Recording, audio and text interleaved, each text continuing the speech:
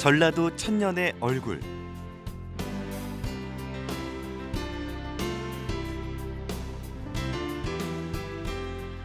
전라도 정도 천년 기획입니다. 전라도의 인물들을 조명해 보겠습니다.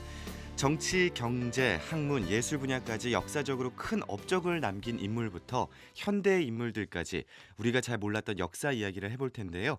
광주매일신문 남성숙 대표와 이 시간 함께 하겠습니다. 안녕하세요. 네, 안녕하세요. 네, 또 오늘은 어떤 무등산권 인물을 만나볼까요? 네, 그 금호 임형수 선생을 말씀드리려고 하는데요. 네. 이분이 태어난 곳은 우리 지금으로 치면 광주 광산구 임곡 쪽입니다. 그 호가 금호인데요. 네. 금호 임형수죠. 네. 우리 지역을 대표하는 기업 중에 뭐 있지 않았습니까? 고석. 그렇죠. 네, 네. 지금도 있죠. 네. 이분 연관이 있습니다. 그래요? 우리 이 금호를 창립하시는 박씨가죠. 네. 네. 그쪽 애가댁이 임씨예요. 이분 가문이에요. 그래요? 존경하셨던 것 같습니다. 오. 호를 따다가 그런 명을 만드셨어요. 네. 그렇군요. 네. 몰랐습니다. 네. 네. 오늘 금호 임형수 선생, 네. 선생이라고 해도 네. 되겠죠? 예. 이분에 대해서 말씀을 해주신다고요. 네, 간략하게 설명해 주시면. 네. 이제 이분이 네. 사실은 그 34살에 일찍 요절을 하셨어요. 근데 이제 뭐 18살에 과거를 급제했으니까 네. 그래도 좀 꽤 관직을 네. 하셨지만 그래도 빨리 돌아가셨는데 그렇죠. 그래서 이분에 대한 기록이 우리 지역에는 없었습니다. 이분이 어떤 삶을 살다 가고 뭘 했는지에 대한 게 거의 없었는데 네. 그 태계 이황 선생의 문집을 보면 태계 이황 우리는 이제 문집이라고 표현하는데 네. 태계 이황 선생님이 본인의 그 모든 삶을 기록한 그 책 네. 문집을 보면 거기에 금호 임형수 선생에 대한 부분이 굉장히 많이 나옵니다. 그래서 오. 그 태계 선생의 문집을 통해서 제가 이분에 네. 대해서 알게 됐어요. 근데 태계 이황 선생님이 이렇게 쓰고 있습니다. 그 내가 만약에 남자로 다시 태어난다면 나는 꼭 금호 임형수 같은 사람이 되고 싶다. 그래서 어. 어떤 부분이 그러니까요. 되고 싶냐, 구체적으로. 구체적으로 그 네. 다음에 얘기를 해요. 네. 이 사람은 이제 조선 선비를 우리가 상상하면 네. 이렇게 책상 앞에서 붓을 들고 글을 쓰고 난을 치고 뭐 이런 것을 조용한 네. 성품을 기억하잖아요. 근데 되게 이양 선생님도 선비여서 그렇게 살았던 것 같은데 금호 임영수로 치면 그 눈이 뭐 펄펄 내리는 날 예. 네. 뭐 옷을 벗고 막 그 산천을 북한산을 막 뛰어다니고 맨손으로 그 뭐 저기 호랑이를 때려 잡았다. 뭐 이러면서 아니, 이렇게 문무를 겸보한 무인이셨어요? 네, 그러니까 무도 오. 겸하신 분 같아요. 그래서 정말로 남사내다운 사내 같은 어떤 기질을 아. 가진 분으로 우리 선비들이 따라갈 수 없는 네. 기계가 있었던 사람이다. 나는 이런 남성상이 굉장히 부럽다. 아. 호남 사람으로서 정말 호남 사람답다. 뭐 이런 내용이 좀 있어요. 18살에 과거에 급제를 네, 했었으면 예. 어렸을 때 공부만 분만 네. 들었을 법도 한데 네. 무까지 요즘에 견뎠다. 그런 애들 있잖아요. 서울대 가면서 막 네. 노래도 잘 부르고 혼나야 되죠. 예, 뭐 그럴 때. 태권도 잘하고 막 이런 애들 혼내야 있잖아요. 돼요. 네. 그렇군요. 예. 저는 이황 하면 네. 당연히 이황과 필적하는 우리 호남의 네. 인물은 네. 자연스럽게 예. 뭐 기대스 예, 선생을 그렇게 얘기했는데 이분에 대해서 얘기가 그렇게 많더라고요. 그래요. 그리고 이제 그 다음에 이제 이분에 대해서 또 쓰여져 있어요. 엄청난 분량이. 네. 이제 사실은 이분이 34살에 아까 돌아가셨다고 하셨잖아요. 네. 이제 사약을 받고 돌아가셨는데 아이고.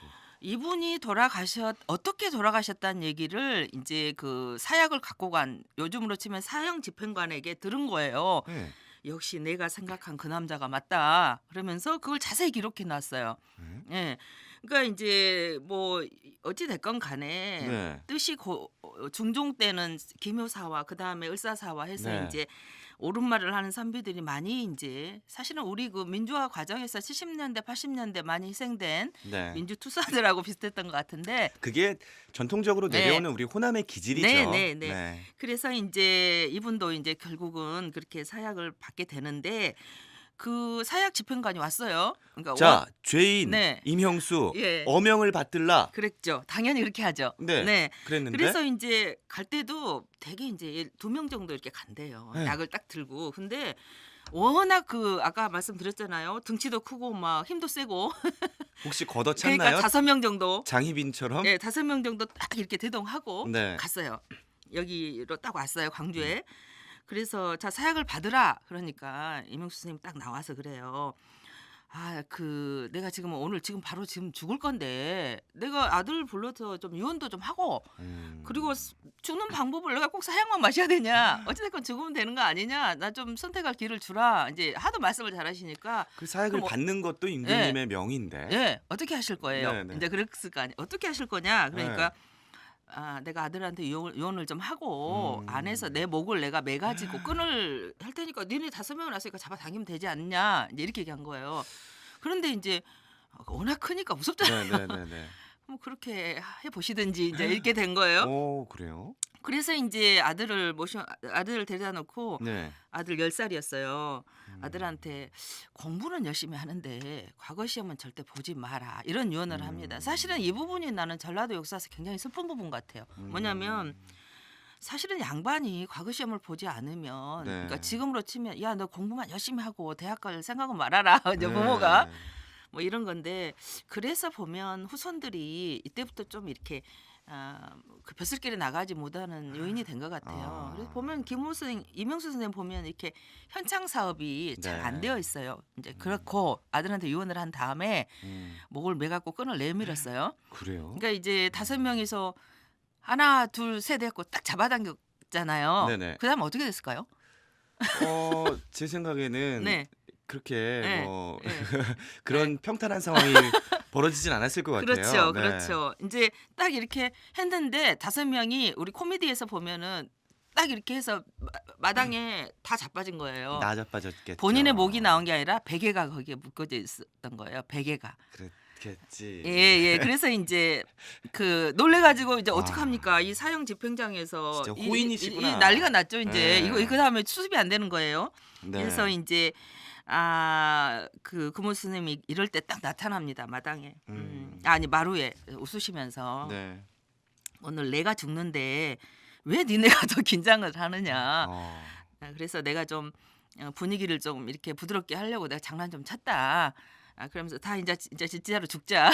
사약을 먹겠다. 그리고 서약을 이제 딱 임금께 절을 하고 어. 사약을 드시고 돌아가셨다는 얘기입니다. 이 말을 이게 이제 참- 본인이 이 사형 포졸이 수많은 그 사약을 가지고 갔지만 이런 건 정말 내 살다 처음이다 하고 네. 한양에 가서 얘기를 했고 참 슬픈 얘기예요. 이렇게 모함을 받아서 사약을 네. 받아서 네. 죽어야 되는데 네. 또 임금에게 절을 해야 된다는 네. 것은 슬픈 얘기고 그렇죠. 두 번째로는 예. 그 사약을 받는 과정에서도 네. 어떤 우리 호남 선비의 올곧은 기계와 네. 예. 기질이 잘 나온 것 같아요. 그렇습니다. 그래서 이제 그 네. 이야기를 하게 되고 태계 쌤이 역시 내가 네. 알았던 내가 정말로 되고 싶은 사람 금용 이명수가 맞다.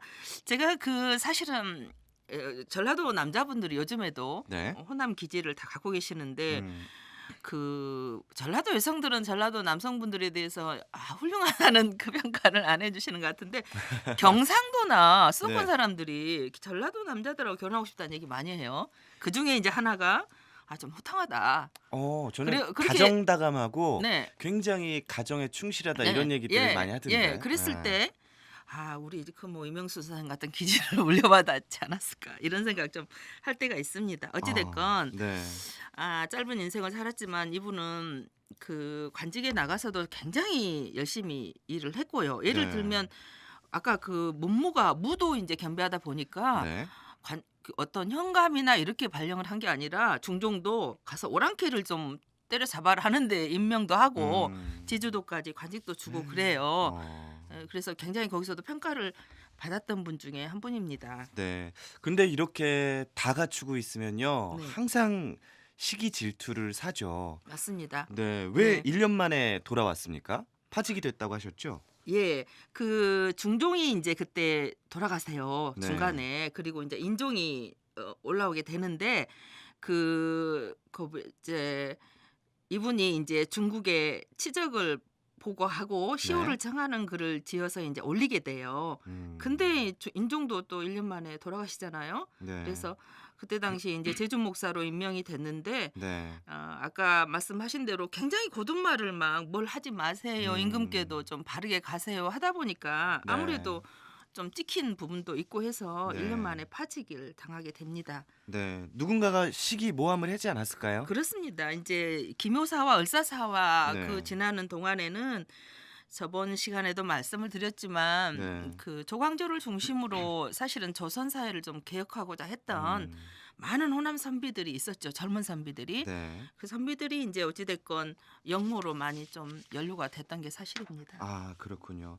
참 그런 거 보면 요즘이 좋긴 한 것 같아요. 네. 옛날에는 이렇게 말 몇 마디로 이렇게 사람을 그렇습니다. 예 예. 모함하고 예. 정부 자체가 지금하고 대비하면 좀 어려운 게 그 왕이 곧 법인 음. 예 전제군주 시대잖아요. 그래서 뭐 합리적인 어떤 의사결정이나 이런 것들이 어쩔 때는 왕을 거스르는 일은 절대로 용서가 안 되는 그런 나라였기 때문에 그러나 전제군주 시대이기 때문에 왕이 하는 것이 곧 백성의 모든 것에 영향을 미치잖아요. 그러니까 네. 호남 선비들이 계속 왕에게 백성을 좀 보고 정치를 하라는 얘기를 많이 하게 되고 그러다 보니까 인제 좀 반대파에게 많이 좀 저기를 당하게 되죠. 네 오늘은 퇴계 이황 선생이 다시 남자로 태어나면 이 사람처럼 살고 싶다라고 했던 금호 임형수 선생에 대해서 알아봤습니다.